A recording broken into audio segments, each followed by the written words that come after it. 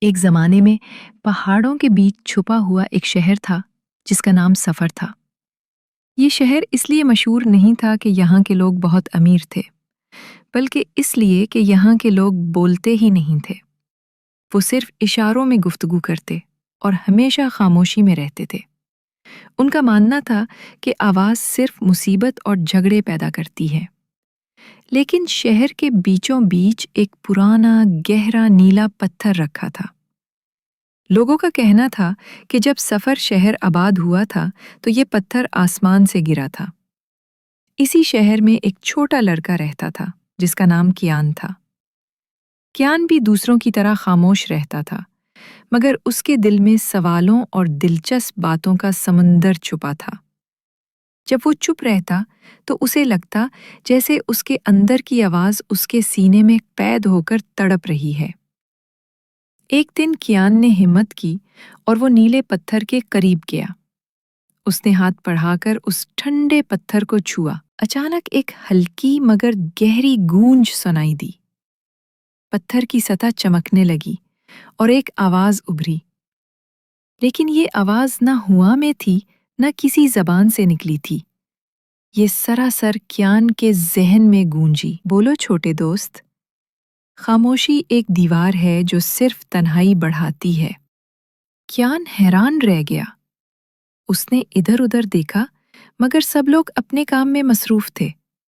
کسی نے کچھ نہیں سنا تھا۔ کیان نے اشارے میں پوچھا، آپ کون ہیں؟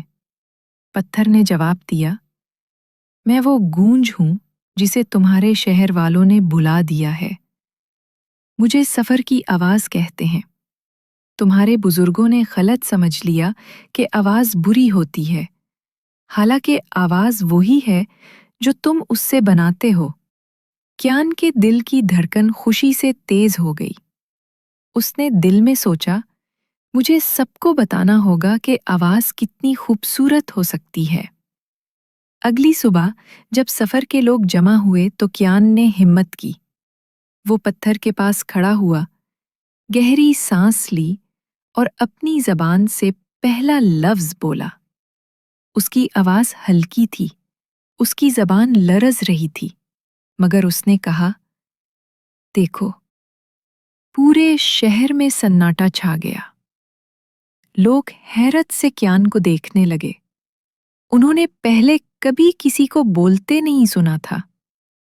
وہاں موجود ایک بوڑھی عورت نے غصے میں اشارہ کیا، تم ہماری خاموشی توڑ رہے ہو، مگر کیان نہ گھبرایا۔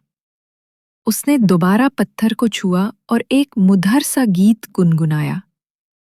یہ گیت اس کے دل کی خوشی، اس کے دکھ اور اس کے سوالوں کا میل تھا۔ جیسے ہی اس دھن کی لہریں لوگوں کے کانوں تک پہنچیں، ان کے چہروں کے تاثرات بدلنے لگے۔ ایک ایسا احساس جاگ اٹھا جو کئی نسلوں سے سویا ہوا تھا۔ کچھ بزرگوں کی آنکھوں میں آنسو تک آ گئے۔ آخرکار وہی بوڑھی عورت جس نے ناراضی دکھائی تھی، آہستہ سے بولی، خوبصورت۔ اور پھر ایک ایک کر کے سفر کے لوگ بولنے لگے۔ کسی نے زور سے ہنسا، کسی نے اپنے سالوں سے چھپے راز کھول دیے، اور کسی نے فقط دوسروں کا حال پوچھا۔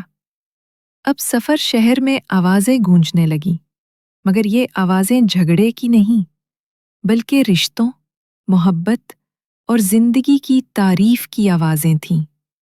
یوں کیان اور بولنے والے پتھر نے سفر شہر کو اس کی خاموش قید سے آزاد کر دیا۔